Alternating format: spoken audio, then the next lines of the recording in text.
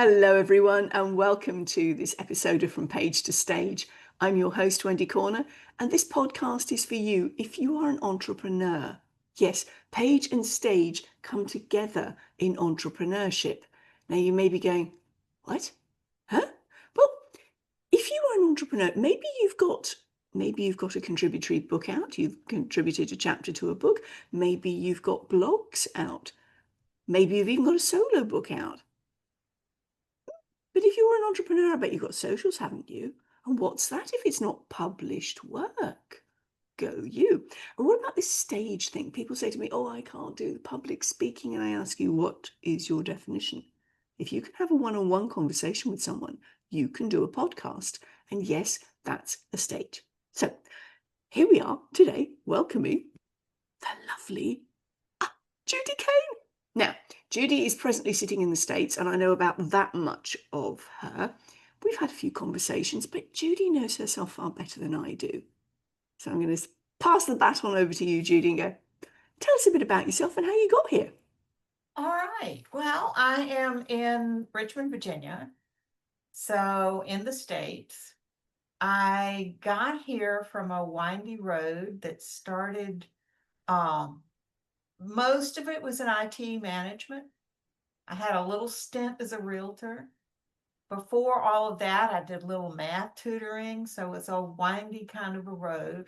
It wouldn't have been my plan for how to get here, but looking backwards, it all makes perfect sense.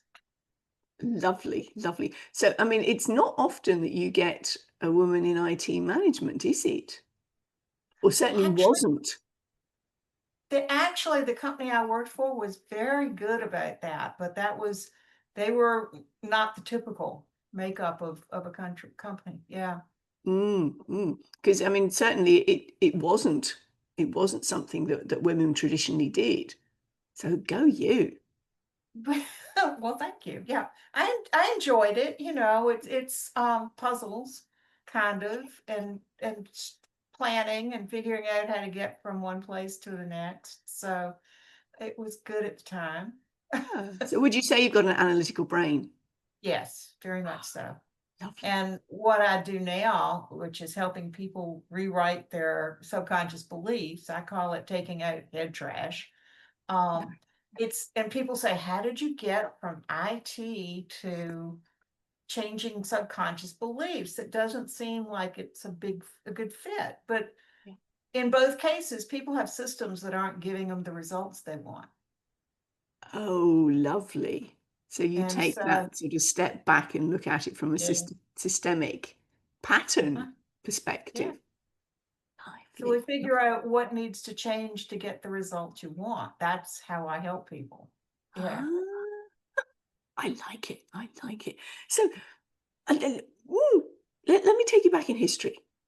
Sure. When did you first get the idea that this writing thing was something you enjoyed? It was not something I had always wanted to do. It was not on my list of, I'm going to publish a book one day. Hmm. It kind of just dropped in. It was very strange. I know a lot of people who write books. I network and I'm friends with people who help people write and publish books. Hmm. So that conversation was going on around me. And Right. my response was always, well, good for you. But I wasn't entertaining the idea of doing it myself Yeah. until like the title kind of dropped in. And then it was like, well, that must mean something. I don't Hmm. usually have things drop in. So it got my attention. And then it was like, well, yeah, I could do that. So I did. Okay. But when did you, I mean, were you always a writer? I mean, did you enjoy writing at school? I don't mind it. I don't struggle with doing a blog or a newsletter or Hmm. expressing myself in a written format. So it wasn't intimidating. It's Right. not what I typically did. I leaned more towards the math Yes. end of things, Yes. but writing was always okay. Yeah. Now, the reason I'm asking is because a number of the people I've interviewed over the time that we've been having this podcast, which is as we're recording this, 18 months. Yay. Um, we're a number of them have said that journaling was really important to them, particularly going through teenage years. So I was Mm. wondering whether that was part of your history. Not really. I think I've always been able to express myself in writing clearly, and Yes, that helped with the IT, with a management background. You need to be able to write things and yes, be clear. yes. So I mean that went along with that. But in terms of like literature or discovering myself or any of those pieces that so many people use writing for, not particularly, no. Okay, cool. I love the way that different people function differently. There Yes. is no necessarily one pattern when it comes to humanity, as I know you know. Thank goodness. Wouldn't it be boring? Oh, golly, yes, we're not robots. Even if No. AI is on the increase, we are not robots. Right. Love We it. would only have vanilla ice cream, right? Now, how boring would that be? Oh, Or maybe not ice cream at all. Maybe it would just be porridge for everybody. mm. Coming from Scotland, porridge, just incidentally. I went to a hotel once because I was there for business, and you could have porridge traditionally, as in with salt, or you could have it with sugar, honey, whiskey, and variations on that. And I'm going, it's porridge. I didn't know that you could do variations on it. Right. Okay, so loving it. So this book title dropped in for you. Tell us what the book's called, would you? Your four truths. And the four is the number four. Okay. Uh, and the subtitle is How Beliefs Impact Your Life. Right. Now, I'm really intrigued. I've kind of done a little bit of research on it, but for our audience who know nothing about it, tell us more about this book and these four beliefs. It's based on the clients that I've seen for the most Mhm. part and personal experience. Um, I've been helping people with the subconscious beliefs since 2011. Right.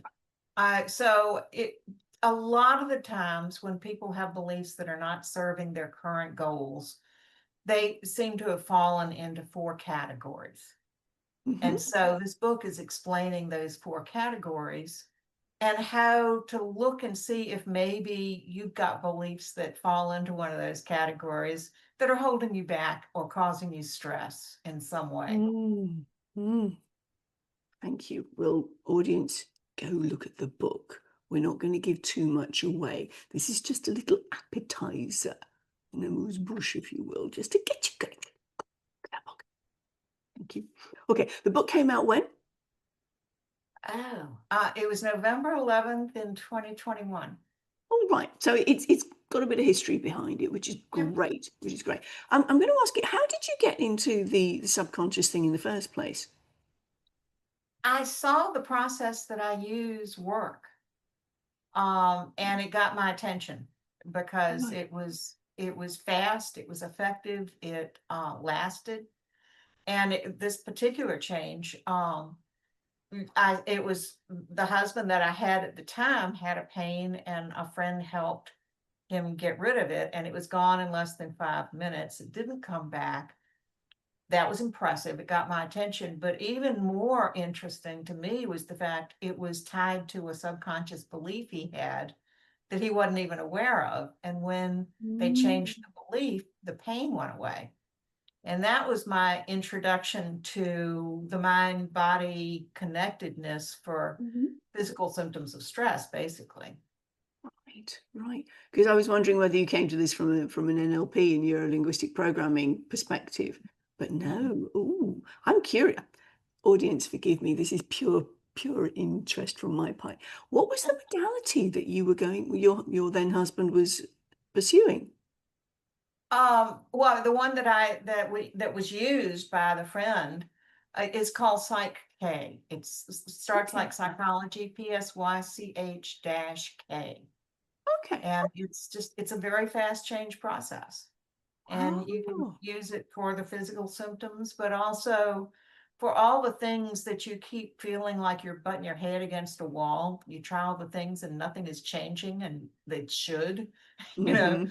or the things that make you feel queasy, a little like anxiety, or even Mm-hmm. phobias. Yes. So yeah, so there are a bunch of things that are impacted by your subconscious that people, generally speaking, don't understand. Absolutely. I mean, we run the same, what I call internal scripts, because you and I are definitely on the same page on this one. We run these internal scripts, and sometimes they are adopted so early that we're not even aware of them. It's well before consciousness, and certainly well before the critical faculty comes in around 7 and Yes. bullshit meter, basically. When you go and go, I don't think I believe that. What's that Yeah. got to do with me? Yeah, absolutely. Ooh, Yeah. so on the same Absolutely. page. Thank you for sharing that. Okay, so we've looked at where your writing journey came in. So the book was published in 2021, Mhm. and you've been working. How do you work with this? Is the book a how am I trying to frame this? So the book is an adjunct to your work. This is what you offer people, or is the book how people find you? How does it work? Um, it's it's out there. It helps people understand if they want to buy it. It's not something that comes along with a session with me. So Okay. it's not like part of a package where sign up and you get the book. But it's available online for people to buy. What I Mhm. have found is that it might be the next step when people are trying to understand themselves better before they try to find somebody to help them change. Right. So this is almost like as you say, the stepping stone, the conduit to go, I've read the theory. Now I want some practice. I Mhm. need somebody to hold my hand as I'm doing it. Yes, Got it. right. Got it. Love it. Thank you. Thank you for clarifying that. So we've talked Sure. about your writing journey. Tell us now about your speaking journey. So that started right after the book got published because I wanted to, well, it's when a book comes out, you want to do things to bring attention to it, right? So I was Exactly. being advised by friends to see if I could get on some podcasts, Mm-hmm. right? So I could talk about the book. And so that's how it started. So it was in the same month that it got published. I started showing up on a podcast here and a podcast there. I Mm-hmm. love being a guest on podcasts. I think it's fun to explain the subconscious or answer the questions. It's always interesting what questions I get asked. Um, so it just kind of blossomed to the where now it's actually about half of my business time is spent kind of like a public service announcement. It's like finding audiences to explain subconscious beliefs to. So Yes. it might be on podcasts, it might be in workshops. Sometimes I do presentations where a Mm-hmm. coach will ask me to come in and speak to their group or Mm-hmm. anything like that, where I can just help people understand better Yes. what might be getting in their way. Yeah. Yeah. So have you done any keynotes? Sort of I've not standing up done any in. keynotes. I've done some panels. I've Mm-hmm. done some retreat presentations. I've Nice. done, pretty much anything like that, but Mm. not go to a place and do a keynote. The reason I'm asking, audience, you may or may not be aware that each of these different versions that Judy has mentioned, these are separate skill sets. They're complementary, but they are discrete. So when you're speaking virtually like this, you have to be aware of the parameters of your window, because you can't be really effusive with your hands if they're off the screen. You've got to be aware of where you're at, fill your screen, bring the energy, but it's different from being on a physical stage. And you said with being a panelist, that's another thing, because you've got to really listen into everybody else's answers, draw those together, and then add your bit, and you can reference back to them. So what I'm saying, audience, is there are different skills required. So this lovely lady has ticked quite a few different boxes in there without necessarily appreciating it. Well done, Judy. You're Thank you. right. Yeah, I hadn't thought about it, but they're just interesting to me, right? Yes. It's just, I enjoy all those aspects of being able Well, the to. thing is, you've worked on the internal stuff, which is I'm not nervous. Oh, yes, but I used to be. Oh my gosh.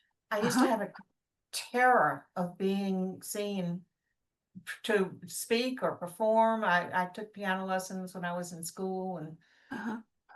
the hands would be just, the knee would be going back and forth. I mean, it was terrible. I was distracting congregations from watching a wedding because I'd be in the bridal party and my bouquet would be catching attention. I mean, it was terrible. Yeah, What a shame. absolutely. What a shame. So you did your own work on yourself? Oh, absolutely. Yes. Mm. It makes such a difference, isn't it? Because you're then a walking advert for what you're talking about. Right. Absolutely. Yeah. Beautiful, beautiful. So speaking journey, writing journey, the book came out in 2021. Is there anything that's percolating at the moment? Where are we at with new things from Judy? Well, I don't have any, and of course I never know because the other one kind of just came out of nowhere. But at the moment, the things I'm aware of, I've got a collaboration that's getting ready to get put out there. That's going to be an interesting offer for people that I think is going to get a lot of attention. So that's Mm. what I'm currently like doing my new work on. It's always Mhm. fun to just create something, right? And Yeah. this is a collaboration with three of us that I think is going to be pretty exciting. So. So is Um, that a program? Is that a book? Or what's that collaboration It's a taking the form of? program. It's gonna be a Mm, program, and three of us with complementary skills will be, um, putting our best resources into it. So, yeah, love it. Love it. yeah. That sort of mastermind melding thing together. I love it. Love it. Beautiful, beautiful.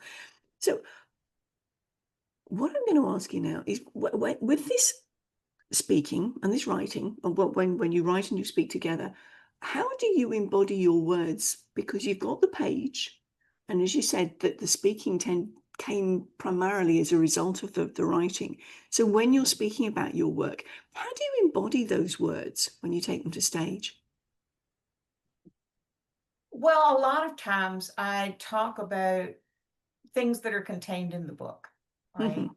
I mean, it's not like, well, that was in the book, but here's what I do the rest of the time. It's very much connected because Mm-hmm. the book was based on my work. So, Yes. Yes. um, yeah. So if I'm doing presentations, pieces and parts that were in the book are normally a part of a presentation. Uh-huh. Maybe a different way of explaining it or a different example, or Mm-hmm. it's not memorized, but No, the because you've lived content, it. Mm. yeah. Love it, love it. Because it's that authenticity piece, isn't it? When I've done book launches, and actually I've got one coming up for my first solo book. Literally, where are we? It's as I'm recording this. It's Tuesday, Wednesday, Thursday, Friday, Saturday, 5 days away. um, what we tend to do is we will read a bit out, or we will give you a little snippet, an excerpt. When I've done these before, the audience has come back and gone, oh, makes a real difference when you can hear the voice of the author. And that's where I love the audiobooks, when you actually have the author narrating. Now, as long as they're a decent narrator and it's not boring, that's another story entirely. But the point is you feel, you hear the energy of the writer, so that when you're reading the words for yourself, you can hear their voice in your head. And for me, that is so special. So special. Love it. Thank you, Judy. Thank you. So, as we're kind of thinking about this, what would be some words of wisdom that you would share with our audience? Well, I want people to understand that if something is important to them and they're doing everything they know to get to it, and it's not working, to stop bad mouthing themselves, to understand that subconscious beliefs can be totally different from your conscious beliefs. You may Yes. have no idea what's in there, but they can evoke fear or shame or guilt Mm-hmm. or, all sorts of things that are powerful and will keep you from, you know, if for say you had a fear of speaking and of fear of success, your Mm-hmm. subconscious will do what it can to save you from that danger of success, right? Yes. So, a lot of things can get in your way when you're not Mm. aware of the beliefs that are causing it. But the good news, the thing that I want people to know is they can be changed. So, read up, study up, look what, and the other big thing is to know what you want to begin with. So many people Mm. make choices based on what they're trying to avoid. Oh, yes. Yes. I mean, I'm very keen when people say to me, I want to lose weight. I went, do you? Do you want to find it again? They go, what? I said, well, when you lose something, the whole language pattern there is, well, if I've lost something, there's a grief thing and I want to go looking for it. I said, can we release it instead? Oh, okay. Like the balloon, bye-bye, off it goes. And when you think about the language, the importance of the language around it, I mean, I'm sure that you dig into the language as well, because I mean, those are the telltale things, aren't they? There are, Mm. absolutely. Yeah. Do you? I'm curious. I'm curious. Do you dig into where these beliefs have come from, or is it simply a case of right? We've identified the belief. Let's shift it. This is one of the things I like about Psych-K a lot. There are many aspects I like about it, but frequently I work with people with a history of trauma. Hmm. And to go back and dig into the cause of the belief can be traumatic in and of itself. Yes. With this process, you don't need to know where it came from. You can just change what's there. So it's a much more comfortable way of dealing with things that have been causing a lot of pain for people. Yeah. Yeah. Oh, I love it because I mean that's the thing, isn't it? When a lot of psychology appointments, if you're looking at trauma things, they take you back, and you go, well, why are you doing that? Because you're just re-traumatizing, and you're then not only living back in it's re-embedding the trauma into the system, into your physicality, which is Yep. where your psych pain comes in. Yeah. And it takes forever because you've got to go back there and your subconscious is going, what are we doing this for? I mean, hello, no. Yeah. Yeah, it absolutely can be very painful to do that. Mm. And now I'm not licensed, I'm not certified, I'm not trained psychology, psychiatry, any of those things. Hmm. But this process can change the beliefs and that can create Yeah. a lot of relief for people. Yes. Yeah. So are you seeing this in terms of behaviors, or are you seeing or the actual physical pain, the somatic experience? Give us an idea of how your program works. Yeah, well, sometimes it is a physical pain. Hmm. And it's in my world, the body is a dashboard. And if it does something to get your attention, there's a reason for that, right? Something needs to change if the thing that got your attention is painful, right? Or Yeah. alarming or, not the way it should be. Yes. Um, and so, that's one thing that I can help people with. Hmm. Frequently, it's not that, or it's not just that. Um, so they'll come because they're not being successful in their business, Uh-huh. or they had the same relationship that patterns that where they end one and say, well, I'm never going to do that again. And then 6 months later, different person, Yes. same relationship, right? And it's like, so sometimes they'll come to change that. Uh-huh. Sometimes it's phobias, it's a whole range of things. Right. Frequently, I work with coaches because I don't do behavior strategy tools. Hmm. The only thing I do is focus on changing those subconscious beliefs with the client to be what they want to be in there, really. So when you say you work with coaches, you're saying you're working alongside coaches? to give that second string, if you will. Yeah. Okay. Yeah, they'll have clients stuck in a program. They'll both, the client and the coach will agree what the client's going to go off and do in the next week, and then they come back and they haven't done it. And if it's a pattern, if this is every week, yep, and then nope. That's clue that there's Yes. something more there because they've agreed to it. So in theory, they think it's a good idea. Um, Up here. yeah, up here it sounds good. Actually executing that might be just too hard, right? Things get in the way, you procrastinate, self-sabotage, just can't summon the energy to do the thing. Yes. And that's where I come in and can help. But so I have coaches that will send their clients to me for a session or two, get rid of whatever the block is, then they can go and be successful in the coaching programs. Right.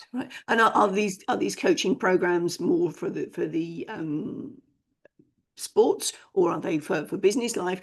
Coaching Yeah, is not something that was prevalent in the UK when I was growing up. The only time we ever right. heard about a coach was in terms of team sports. Yes, you're Yes. right. Yeah. I have had a couple of people come that was actually sports related, but Hmm. that's not typically who I see. Okay. It's more business coaches, life coaches, relationship coaches, romance coaches. That was the first coach that she included me in her package. So all of her clients that signed up in the package got a session with me. Oh, Um, wow. yeah, Yeah. so that was fun. But so Romance those coach. types of things. So things that, the broader life experiences basically, but you know, Mm. Mm. I haven't, there are just a couple of examples I can think of where it was actually an athletic thing. I don't Okay. need to know the content. We're working on changing the belief. Mm. Um, and the client has to define what they want. I just facilitate the change process. Right. So my skill part is listening and hearing what they're saying and maybe pointing it out to them. That sounds like a limiting belief to me. Yeah. Or this sounds like something that's got a lot of emotion around it. Let's see what we can do around that. That's the type of conversation we have. Mm-hmm. But Mm-hmm. um I'm not the one that goes, well, you need to you need to have these beliefs in order to get these results. That's not Yeah. how it works with me. Right. Right. So it is the psych pain process that you're using, is it, or is it your version of, or I'm digging in? Psych-K has been around since the 80s. Mm-hmm. So this process has been around. It's used all over the world. Mm-hmm. Uh, I've had clients everywhere. I don't think I've had anybody in Antarctica, but I don't always know where they are. But I've had them in all the other continents, right? Because of the Yeah. wonderful virtual world we live in. Yes. So Yeah. are you on an international directory or something as to how Yep. people find you? Oh, right. Got it. Okay. Mhm. Yeah. Cool. Cool. Now, you can tell, audience, that Judy and I have known each other, as I said, for this long, and I'm exploring these questions alongside you because I'm going to kind of be your mouthpiece. I'm trusting that my questions are actually supporting your thoughts as well. Okay, so Judy, we've talked about your writing, your speaking, the how you embody your words. We've talked about the wonderful thing of your this book, which, as you said, dropped in. Now, that was as a result of the Psych-K work you were doing, or this was leading into? I'm getting the chronology here. Oh no, I had been helping people change their beliefs for 10 years before the book got published. Right. So, what prompted the book? It just, I think there were a lot of people who were talking books around me, but it really just kind of dropped in of, oh, well, I need to write this. I mean, it's the only way I can explain it. It was a very unusual experience for me. Mhm, mhm. No, I mean, I can understand this. I was just wondering, wanting to draw it out of you, because there are a lot of people that I work with, entrepreneurs, who go, everyone said to me, I need to write a book. And you get that sort of thing. And I can relate to that because the way I got into writing, little personal share here was that a friend of mine, like you, there were people all around me who were doing these contributory books, right, left, and centre. And one of my friends had signed up for this, sadly took a mental health dive and wasn't able to fulfill the contract. And she said to me, "Here, I've paid for it. I don't ask any money. Just go fulfill the contract." And my response was, "I'm not a writer." And she, bless her, came back with, "I don't care what you call yourself, just do it." Oh, that hit home, because here was I labeling back to those internal scripts, as you're talking about. I was not a writer, so Mhm. therefore I wasn't considering it. Ooh, Right. Yeah. how's that for putting a lid on things? Hey, That's very limiting, isn't it? well, absolutely, because I now have 3 international bestsellers as contributory books, and my first solo book has gone #1 in 2 different countries. So I'm Congratulations. a That's writer. wonderful. Yes. Yes, you are. What was really funny, when I flew back to Australia this time, so many of the places I go to have arrival cards, digital arrival cards that you fill out before you get there. Oh no, Mhm. Australia, we still have written ones that get handed out on the plane. And you go, really?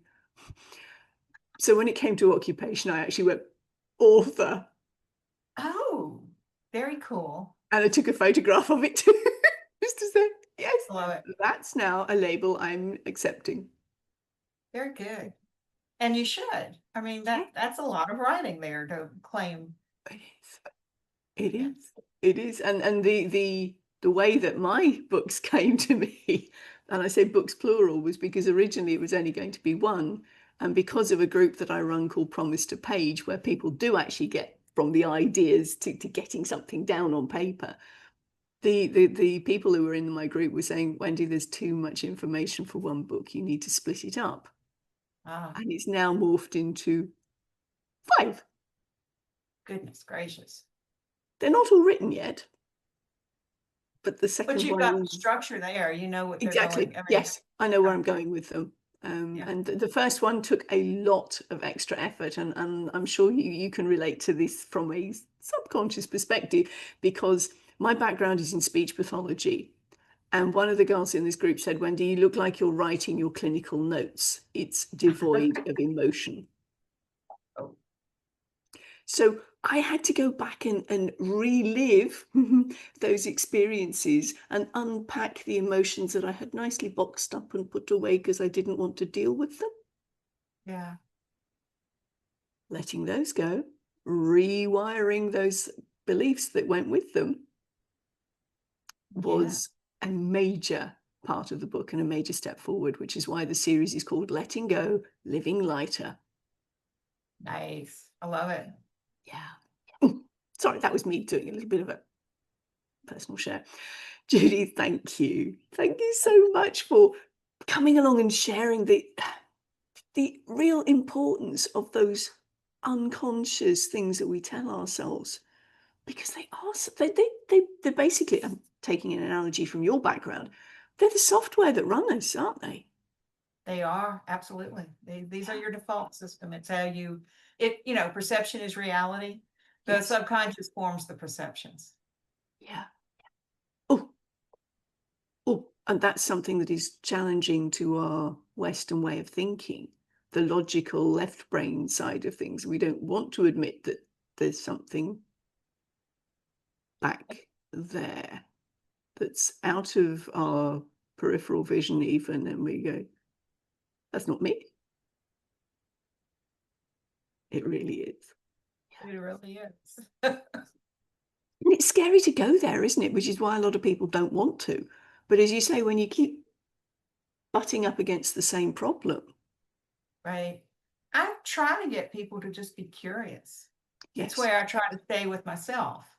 yeah, yeah. Yeah. It's like, well, that's interesting. Oh, that's a great word, isn't it? I wonder what's going on here. Yeah, What else could this mean? absolutely. Mm, mm. Talking to myself here. Judy, thank you so much for coming on and sharing your from page to stage. Oh, thank you, Wendy. I love the conversation. we could talk all day, couldn't we? Audience will probably will. I'm going to stop the recording now and we'll carry on without you. Okay. For now, though, Okay. bye from us.